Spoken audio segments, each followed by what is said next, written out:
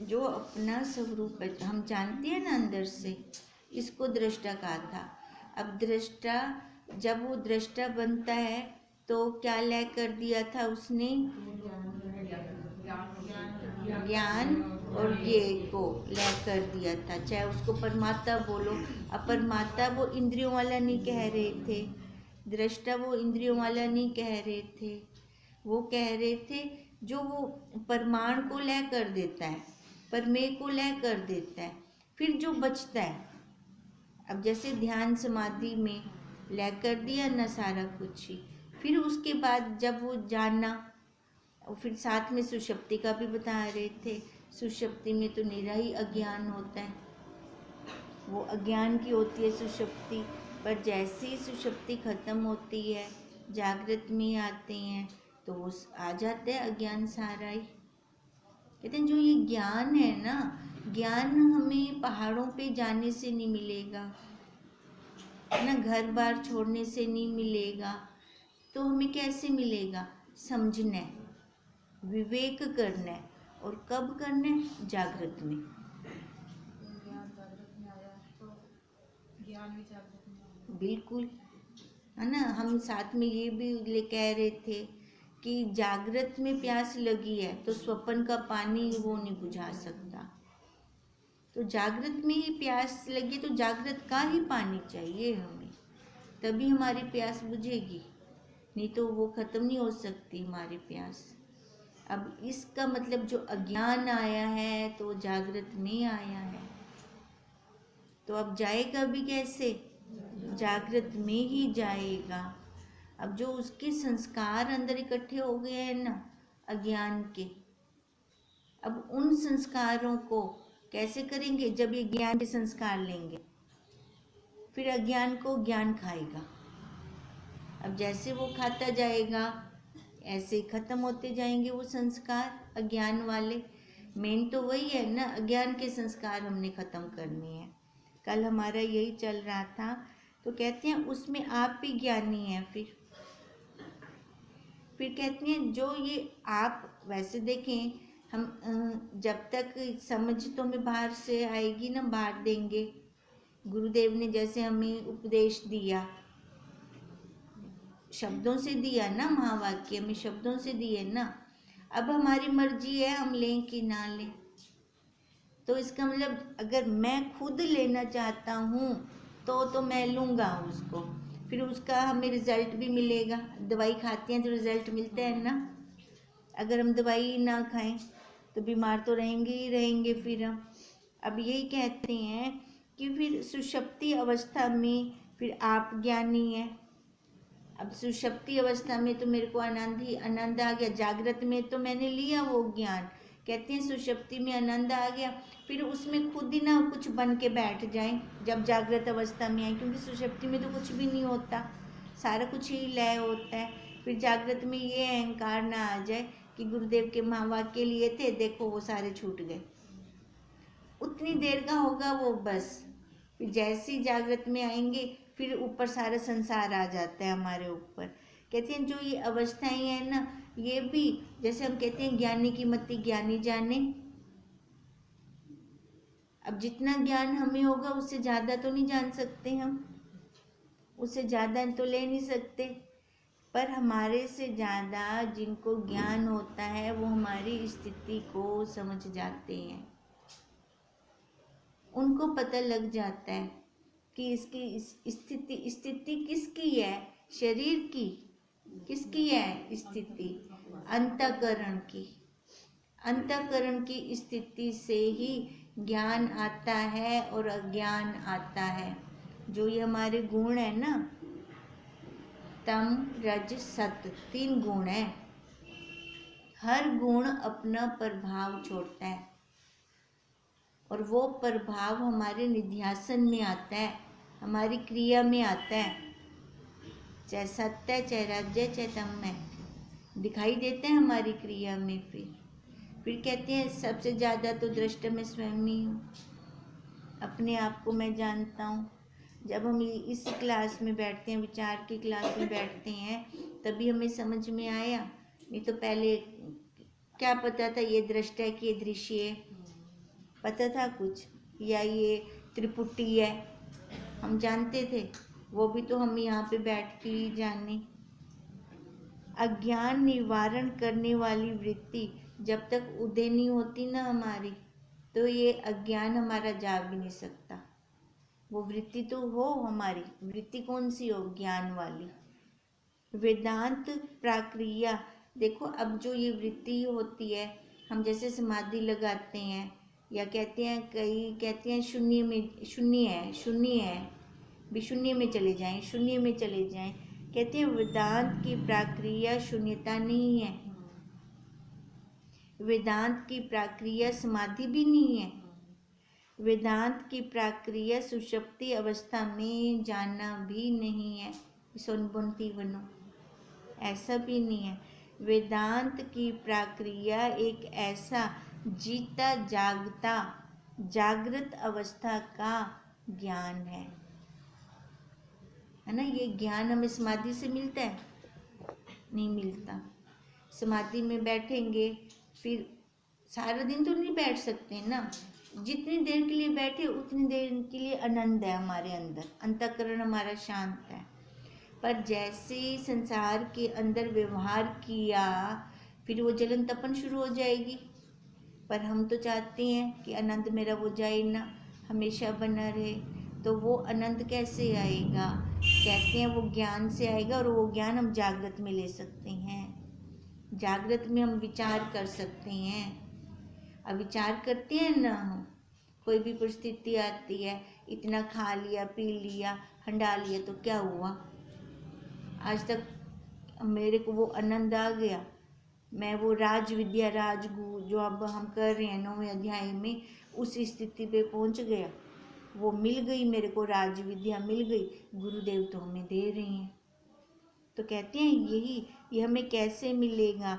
ये हमें तब मिलेगा जब वेदांत की प्रक्रिया जीता जागता जागृत अवस्था में मैं लूँगा। मरिया हुआ भी नहीं गिन सकता। मरिया हुआ कौन है? जो संसार में है, जो संसार में रच्चा पच्चा है, वो मरा हुआ है। जिज्ञासा तो हो, छूटने की जिज्ञासा तो हो संसार से, कि मैं छूटना चाहता हूँ यहाँ से। कहते हैं वही जीता है जिसको जिज्ञासा है, वो फिर जागृत में ही अपना पुरुषार्थ करेगा, अपने टाइम में से ही ये टाइम निकालेगा। नहीं तो काल तो खा ही रहा है, जो अज्ञान को बिल्कुल सफटचट कर देता है। कब? जब हमारी ये वाली वृत्ति आती है जागृत अवस्था में, जब मेरे को ये जिज्ञासा होती है कि मेरे को ये ज्ञान लेना है। अब ये ज्ञान इतनी जल्दी जल्दी ठहरता भी तो नहीं है। यहाँ पर बैठे हैं तो यहाँ सत्संग भवन के संस्कार हैं कि हमें लगता है भी हाँ एकदम शांत है, हमें देह उतरी हुई है हमारी, ऐसी अनुभूति होती है। पर यहाँ से बाहर निकलते ही वो संसार आता है कि नहीं आता? ये तो ऐसा है जैसे कांच बिछा पड़ा है, पल पल पे कांच है हमारे आगे। अब चलना है तो कदम फूक फूक के चलना है हमें, नहीं तो हम लहूलुहान होंगे फिर।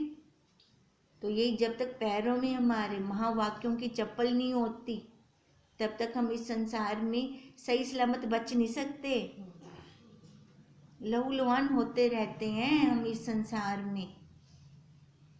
कहते हैं हम योगी बन सकते हैं, हम विवेकी बन सकते हैं, हम उपासक बन सकते हैं, हम निरोध समाधि में बैठ सकते हैं, परंतु खुले नयन परमार्थ देखूं।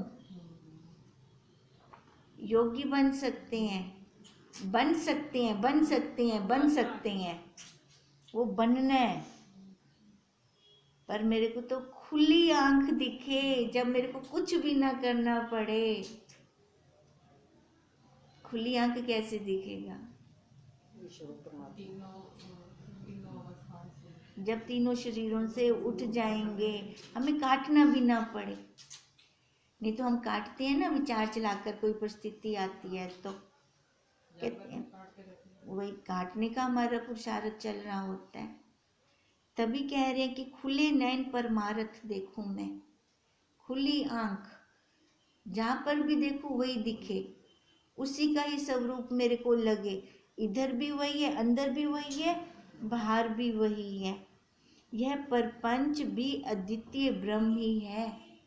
ये संसार है ना प्रपंच, जिस पे 5 का पंजा लगा पड़ा है, तो ये क्या ब्रह्म से बाहर हो गया?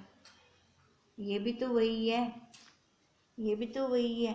तो ऐसी समझ में बैठती है, ऐसी बुद्धि में बैठता है हमारे। कोई जो हमारे साथ अच्छा करता है उसके लिए तो अच्छी फीलिंग आती है, जो हमारे साथ अच्छा नहीं करता उसके लिए भी आती है क्या? है ना? देखें तो तब ना, मजे की बात तो तब है कि उसमें भी फिर वो परमात्मा दिख रहा है हमें, वो ब्रह्म दिख रहा है हमें। अगर दिखता है फिर तो अच्छी बात है,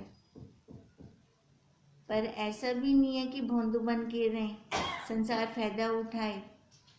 इतनी समझ भी होनी चाहिए। ज्ञानी बुद्धू नहीं होता, ज्ञानी समझदार होता है।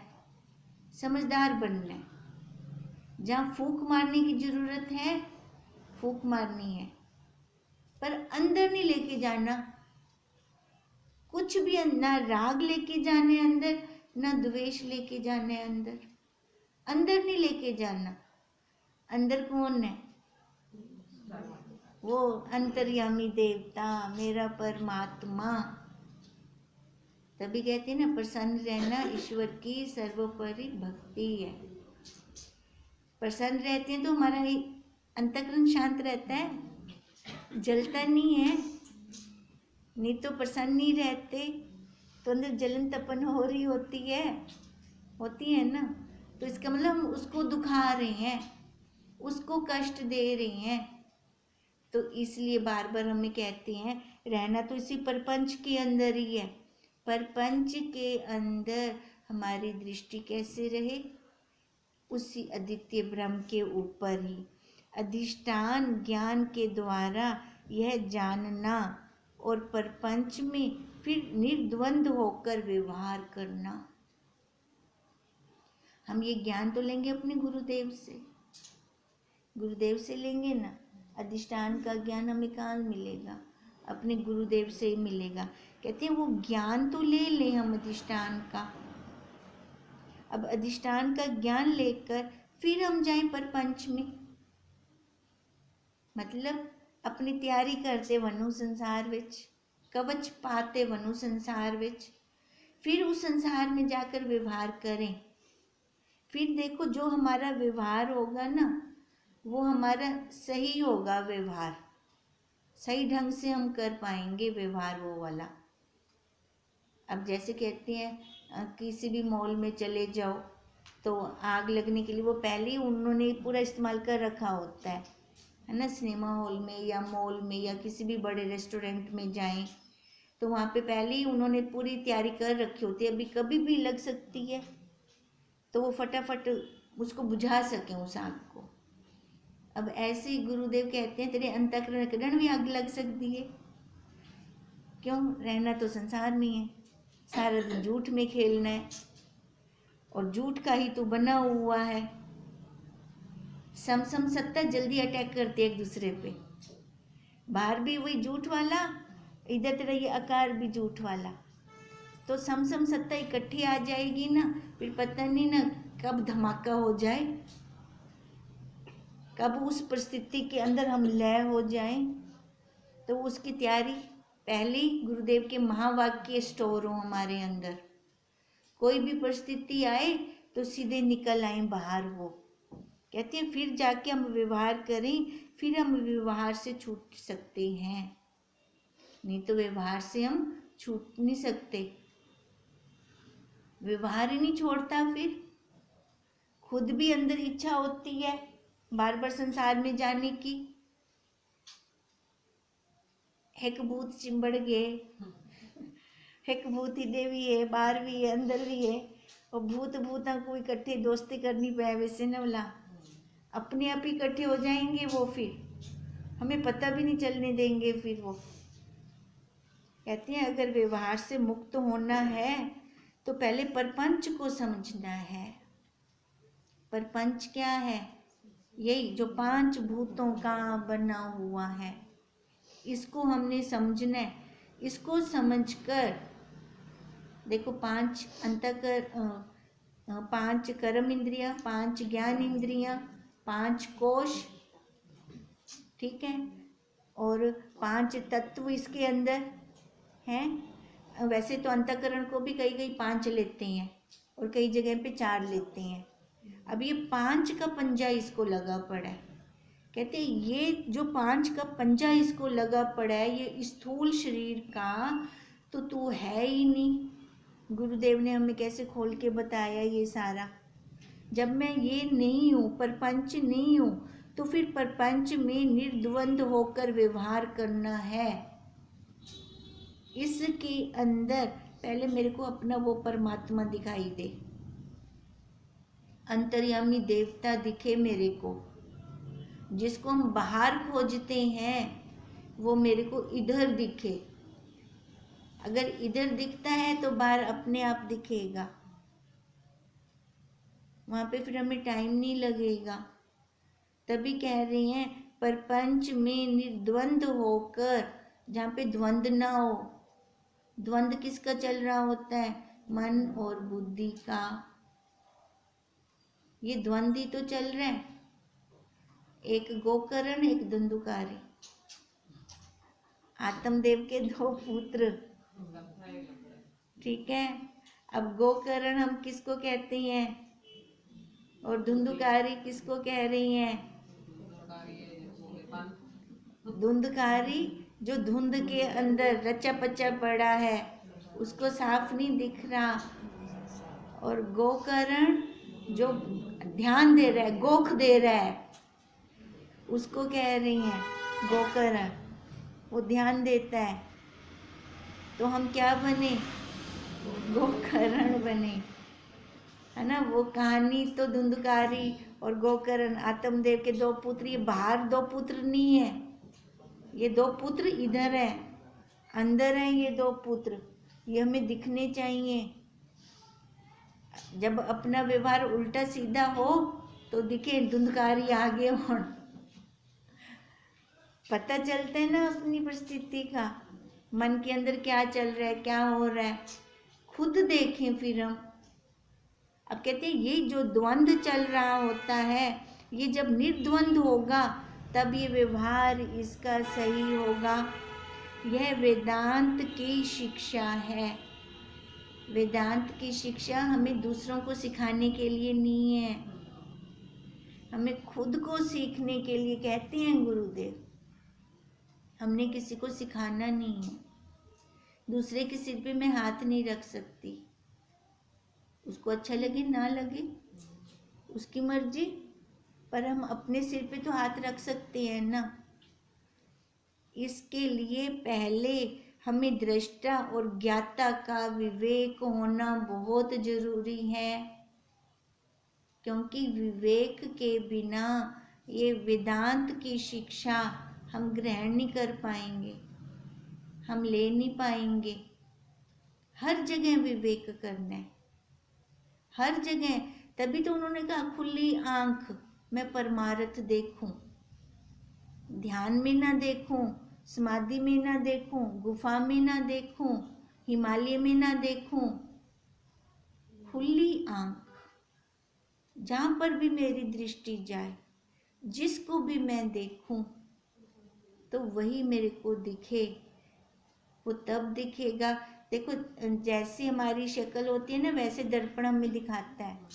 जब हम शीशे के आगे खड़े होते हैं तो जैसे इधर अंदर होगा ना तभी हमें दिखेगा वो।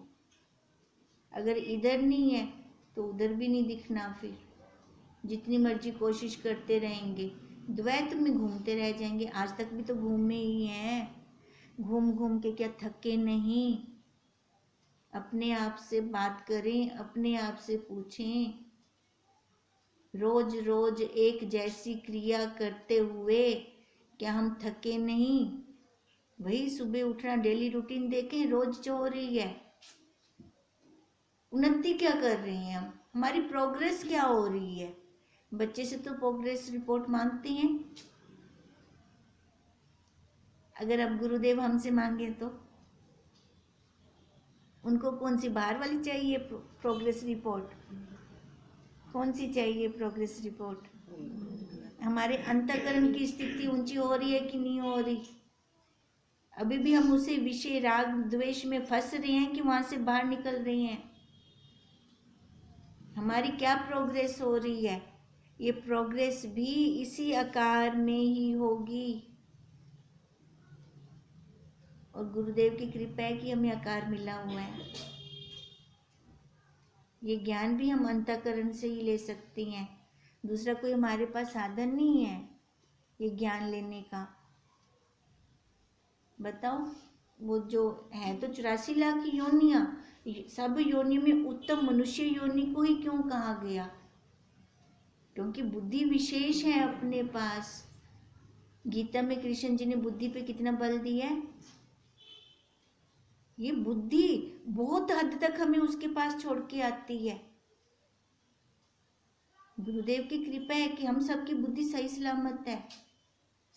तभी हम गुरुदेव से प्रार्थना करते हैं कि हमें सद्बुद्धि देना। इसलिए करते हैं कि हमारी बुद्धि भटक ना जाए। अभी का हमारा लिया हुआ बुद्धि का ज्ञान बुढ़ापे का हमारा सहारा बनेगा। ये अभी के जो हम संस्कार ले रहे हैं ना, हमें खुद को भी नहीं पता। हम बहुत काम की चीज ले रहे हैं, इसको कोई छोटी मोटी ना समझें। अभी वाली संस्कार हमारे आगे के लिए, जैसे कहते हैं ना, अंधे की काठी को सहारा बहुत होता है। ये अपने लिए सहारे बनेगा ये वाला ज्ञान। हमें संसार का तो बहुत लिया, आज तक बहुत लिया, पर वो तो अभी भी हमें कोई रिजल्ट नहीं दिखा रहा। ये तो डायरेक्ट रिजल्ट दिखाने वाला है। ये नहीं है कि 16 सोमवार के बाद मिलेगा इसकी अनुभूति हमें, 1 साल के बाद इसका रिजल्ट आएगा। जब हम इसको अप्लाई करते हैं, साथ के साथ हमें अनुभूति भी होती है, साथ के साथ हमें आनंद भी आता है। इसलिए कहते हैं सबसे पहले हमें विवेक करना है, दृष्टा कौन है और ज्ञाता कौन है। सुषुप्ति में था केवल दृष्टा, हम करके आए थे ना। सुषुप्ति में केवल दृष्टा और संपूर्ण दृश्य सन्मात्र दृष्टा में ही लीन हो गया। जो हम दृष्टा थे, अब जितना भी दृश्य था, जितना दृश्य जगत था, कहाँ खत्म हो गया था? सुषुप्ति में सारा लय हो गया था ना। हमने किया नहीं, स्वतः लय हो गया था। कहते हैं पर ये बात सही तो है, पर मैं कहता हूं कि सही नहीं है। कहते हैं सच तो है सुषुप्ति विच लय थी गया, पर सही क्या नहीं, क्योंकि अज्ञानता से हुआ था ना लय। वो समझ से तो लय नहीं हुआ। समझ से लय होता तो फिर जागृत में ना आता ना। तो इसलिए कह रहे हैं जो अज्ञानी है वो कहेंगे सही है और ज्ञानी कहेंगे सही नहीं है। इस समय हमें अनुभव करना चाहिए। देखो सुषुप्ति में तो कुछ अनुभव नहीं होता। अब अनुभव हम ये समझ कब करेंगे? अभी जागृत में जब जाग के बैठते हैं तो अंतःकरण सीधा हो जाता है, तो दुकान भी, घर भी, कारोबार भी, बच्चे भी सारे याद आवेंगे नोटे नाल दे नाल। देखो वैसे विचित्रता कैसी है, भगवान ने क्या बना रखा है अंदर से, ये समझ में नहीं आता। सुषुप्ति में वो लेकर देंदे सारा कुछ जी। ला उठते बावन दी देर है, खाली अखियां भी खोल बने, सुते पे रहो, सारा कुछ उत्ते चढ़ के में आंदा है ना। कैसे आ जाता है सारा का सारा ही। तो यही तो अजब गजब की दुनिया है। अजब उसने बना रखी है, गजब हम बना दें, है ना। अगर हम अपनी समझ खोल दें, अपनी बुद्धि के बल निकाल दें, तो गजब हो जाएगा ना हमारे लिए। तो एकदम जो ये वेदांत ले रहे हैं ना, गजब है। ये गजब का ज्ञान है, अनोखा ज्ञान है ये वेदांत।